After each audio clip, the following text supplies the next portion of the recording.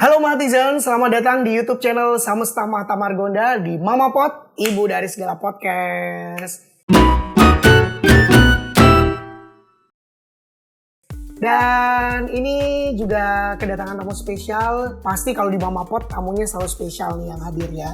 Kalau misalnya kita di episode sebelumnya dengan Mas Ade pernah membicarakan tentang habit hidup di apartemen, kemudian juga apa saja yang harus dilakukan saat kita prosesi serah terima, seperti itu ya Mahatizen.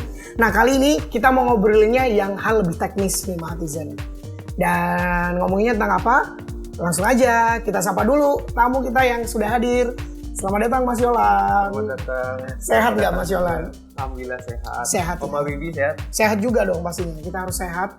Dan kalau misalnya Mahatizen tahu nih ya, ini sebenarnya Mas Yolan berapa kali Mas Yolan dari sini? Ini udah yang kedua nih. Udah yang kedua kita ya. Ke Mahta Margonda. Kemarin kita sama Mas Tatak kan. Nah iya, pas waktu sama Mas Tatak, Mas Yolan ikut dampingin Mas Tatak kan di sini. Sekarang kita tampil nih. Ya, sekarang Mas Yolan yang tampil. Kalau dulu agak berisi, sekarang lebih langsing lagi. Iya, Apa nih rahasianya nih bisa ideal nih? Rahasianya cuma semangat sih. Kita Semangat. Semangat hidup sehat. Biar nggak berat Om. Iya. Kalau kemana-mana kan. Waktu pas kesini berat nggak? Berat sih. Berat. Tapi karena ada KRL jadinya enak. Nah, Gitu. ini karena kita terintegrasi langsung dengan stasiun Pondok Cina ya. Betul. Tadi kita juga dari Cakung ke sini juga nggak lama kok. Nggak terlalu lama ya. Udah terintegrasi, jadi ya udah dari satu stasiun ke stasiun lain cepet banget mobilitasnya ya. Oke, Mas Yolan, kita nih mau ngobrol hal yang lebih teknis lagi nih. Karena kita tahu ya kalau misalnya nanti sebagai penghuni apartemen, ini siapapun Mahatizen yang lagi nonton, mungkin pertama kalinya gitu ya hidup di apartemen, pasti biasanya nih unit yang kita miliki itu kadang pengen direnovasi, pengen diubah-ubah. Wah, aku pengen nambahin ini, nambahin itu, seperti itu kan ya. Misal seperti itu ya kan. Ada hal-hal yang pengen kita modif sesuai selera kita gitu, Mas Yolan. Nah, dari pihak building management sendiri ini nantinya memperbolehkan nggak sih kalau misalnya ada konsumen yang ingin melakukan perubahan tersebut? Dan batasan-batasan apa yang boleh dilakukan dan yang tidak? Dan kalau misalnya udah boleh, nanti dari pihak building management itu ngizinin nggak? Atau ikut mengawasi nggak untuk perubahan-perubahan tersebut? Gitu. Oke, Mahatizen, saya Yolan kalau di BUPM Yolan itu di bagian teknik. Wah, kebetulan kan ya. Jadi pas banget nih. Pas banget ya. Jadi kan kita saat ini bisnis unit property management mengelola di dua lokasi, di Central Land Cengkareng sama Central Land Sukaramai di Kota Medan. Artinya pengelolaan kami sudah berjalan 2 tahun, okupansi sudah mulai tinggi di sana. Nah, tentu orang masuk dong menempati hunian yang telah mereka pilih dan mereka beli. Udah mulai ramai ya, maupun itu penyewa ataupun pemilik unit sendiri yang sedang menghuni. Jadi kami pada saat yang dijelasin Mas Ade, ketika penghuni akan menempati huniannya, maka ada yang namanya fitting out. Nah, di fitting out itu salah satunya adalah melampirkan yaitu layout ataupun 3D perubahan renovasi yang akan mereka lakukan. Nah, di situ kita tengok, kita lihat bagaimana apa sih yang akan direnovasi, sejauh mana. Nah, untuk kita sama-sama ketahui lagi nih, ini mungkin kita sekalian edukasi juga. Boleh. Kan kalau kita di apartemen itu ada huniannya sendiri, kemudian ada area bersama, benda bersama di apartemen. Nah, ketika masuk ke dalam hunian, tentu ada hal-hal yang harus dibatasi dan perubahan-perubahan yang tidak bisa dilakukan. Nah, semisal yang ada salah satunya yaitu fungsi nih. Kita tahu kalau di apartemen itu developer itu menjamin keamanan penghuninya. Nah, kayak di Mahata juga nanti karena yang namanya sprinkler tuh. Misal sprinkler ya kita. Nah, ketika sprinkler, terus nanti kita cocokin nih dengan layout perubahan, ternyata nih bentrok sama sprinklernya kita. Ganggu gitu ya. Ganggu atau nutupin. Misalnya Sound kayak sprinkler itu apa gunanya jadi biasanya Mas kalau di unit? Untuk mitigasi pada saat keadaan darurat kebakaran. Jadi sprinkler itu ketika dalam suhu tertentu nafsu tabungnya pecah terus mengeluarkan air. Otomatis gitu ya. Biasa tuh kita berantemnya bukan berantem sih. Mungkin sering nggak match-nya itu pada saat misalnya penghuni mau masukin lemari nih, kayak lemari ini nih, tapi posisinya di area sprinkler kita. itu nggak bisa ya, nggak boleh bisa. ya.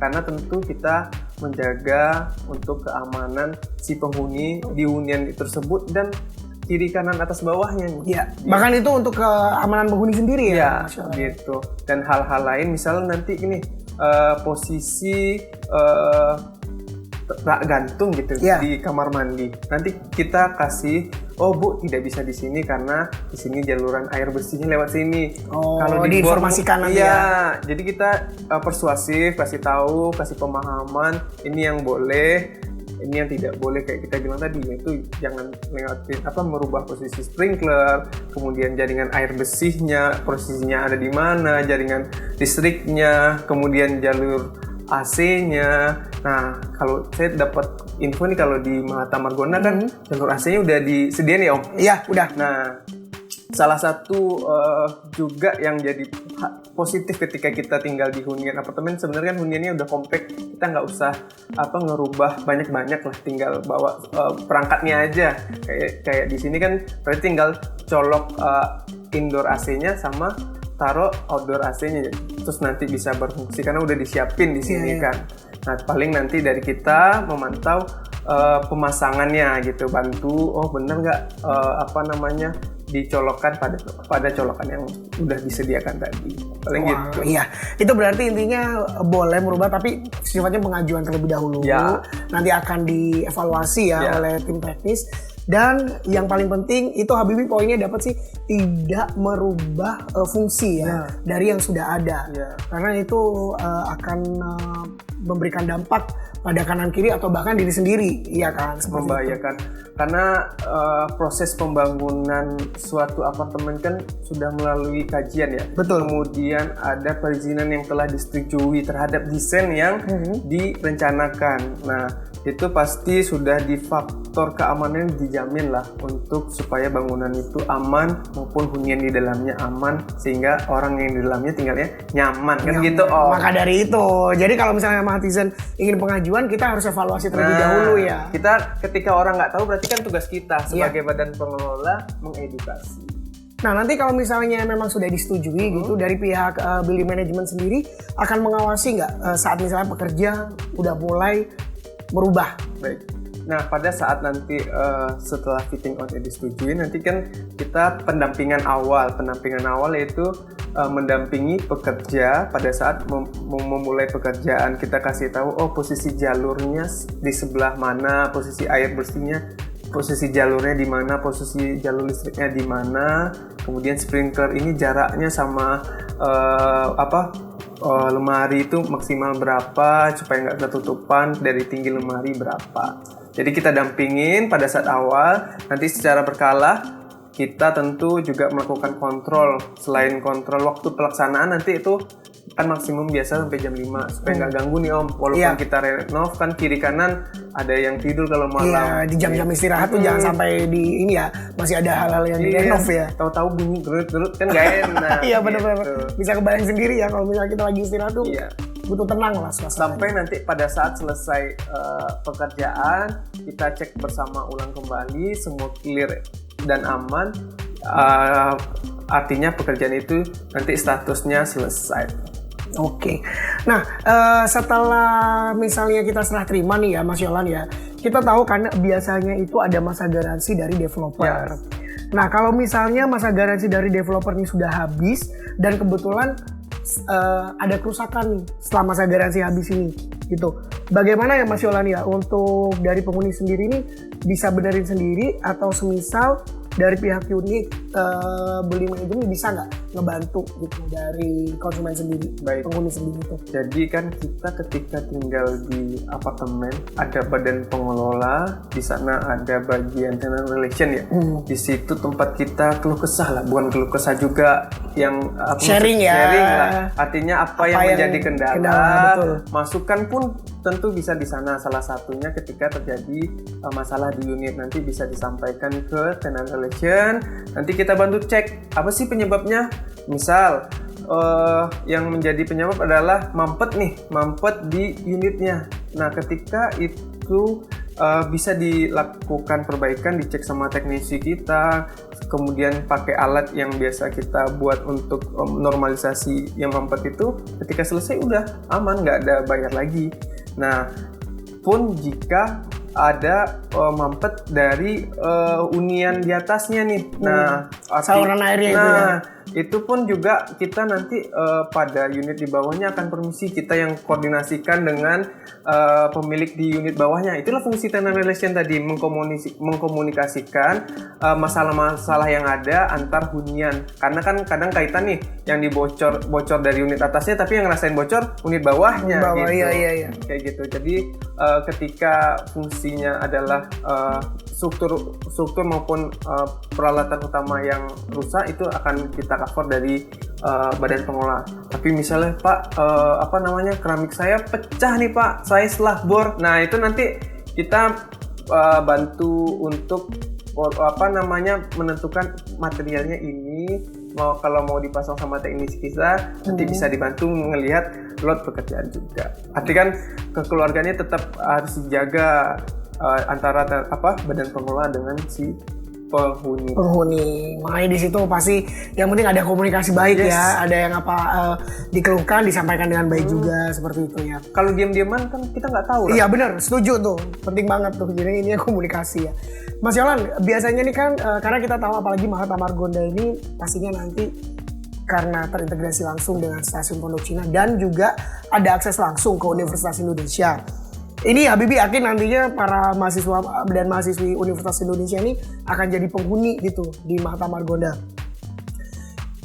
Biasanya kan kita kalau misalnya menempati suatu unit itu kan ada tragedi, tragedi lebay banget. Ada inilah kejadian mati lampu seperti itu kan. Nah kalau misalnya mati lampu tapi di suatu bangunan vertikal tuh gimana? Misalnya kalau satu unit ada yang mati, yang lainnya bakal ikut mati nggak biasanya Mas Yolan?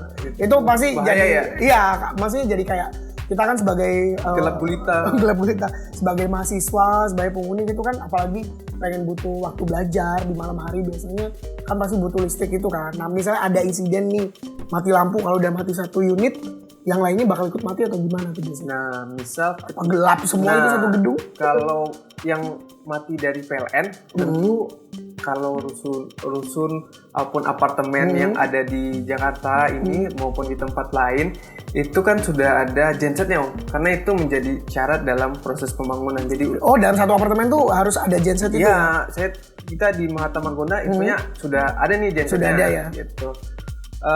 Itu kalau yang mati dari PLN. Nah dari mati PLN nanti gensetnya jalan. Akan di cover oleh genset. Cover areanya nanti tergantung zona yang ada di gedung Mahatma Margonda seperti apa. Nanti bisa kita lihat pada saat mungkin selesai ya. Iya. Nanti proses zona untuk cover gensetnya.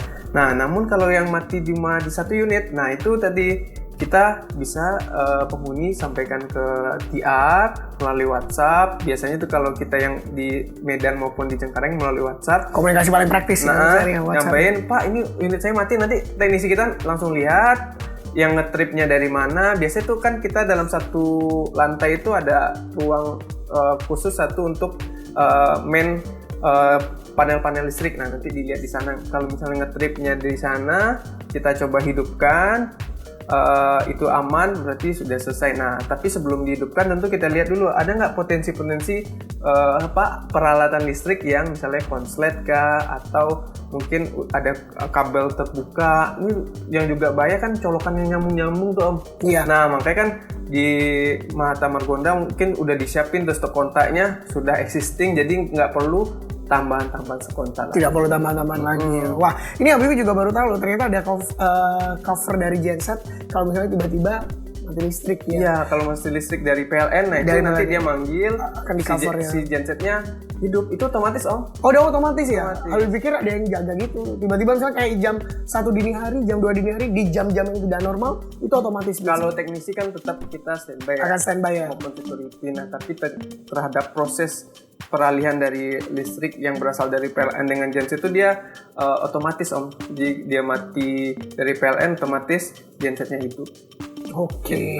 Nah, ini Mas Yolan, kalau pelayanan dari beli manajemen nih udah lumayan lengkap tadi ya.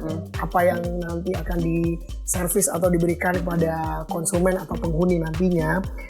Jelas, jadi setiap saat itu pasti billing management akan menjadi partner terbaik nanti untuk penghuni ya. Nah, cuma sebagai wawasan tambahan ya Mas Yolan ya, mau tahu lagi nih untuk jasa atau layanan teknik dari BM atau building management ini apa aja selain yang tadi Mas Yolan sampaikan di awal-awal tadi? Nah, artinya selain teknisi, BM itu komplek Om. Artinya juga ada di situ cleaning service-nya, kemudian ada security-nya, kemudian ketika ada pengelolaan parkir juga di sana. Nah, di situ kan kita fungsinya badan pengelola juga untuk menjamin kebutuhan atas yang dibutuhin oleh penghuni itu bisa kita penuhin semua terhadap layanan pengangkutan. Misalnya kayak sampah kan nggak mungkin 2 hari sekali kan. Iya. Kayak kita biasa di kosan 2 hari baru turun, males gitu kan. Kalau kita di apartemen tinggal jalan dikit, taruh di tempatnya, nanti ada petugas yang nurunin sampah dari atas ke tempat penampungan sampah sementara yang ada di apartemen. Kemudian nanti kalau juga misal ada nih airnya kok mampet, nah itu bagian teknisi. Terus kalau misal kok misalnya kita nggak bisa nih bayar service charge gitu kan, nanti ada bagian denulation untuk ngecek oh ya ini belum masuk data segala macam gitu. Arti kan badan pengelola bermitra untuk menjamin keamanan, kenyamanan, dan keselamatan penghuni yang tinggal di sana. Tuh, Matizen ya, jangan khawatir. Jadi kalau misalnya udah nanti tinggal di Samastama Margonda, jadi building management ini akan menjadi ya best partner tadi itu ya. Jangan ragu-ragu untuk mengkomunikasikan. Tentunya juga apa yang disampaikan itu dengan baik gitu kan ya. Jadi karena nantinya juga akan dibantu oleh building management. Wah, ini pastinya juga Matizen udah mulai nggak sabar untuk menghuni unit Samastama Margonda nih Mas Yolan ya.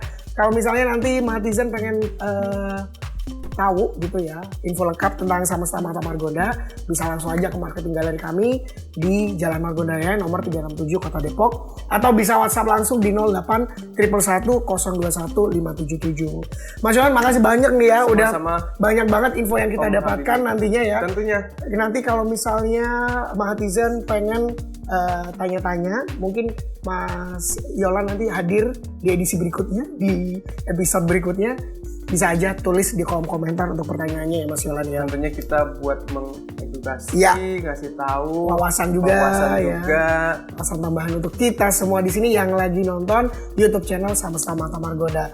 Terima kasih untuk Mas Yolan yang sudah hadir ya. Sehat terus untuk Mas Yolan. Semangat. Dan tentunya Matizen juga jangan lupa untuk selalu saksikan YouTube channel Samastama Margonda, dan jangan lupa juga untuk selalu subscribe. Yang belum subscribe siapa? Buruan subscribe ya. Oke, Habibie pamit. Mas Yolan pamit. Mas Yolan pamit juga. Sampai jumpa Matizen di episode berikutnya. Bye-bye.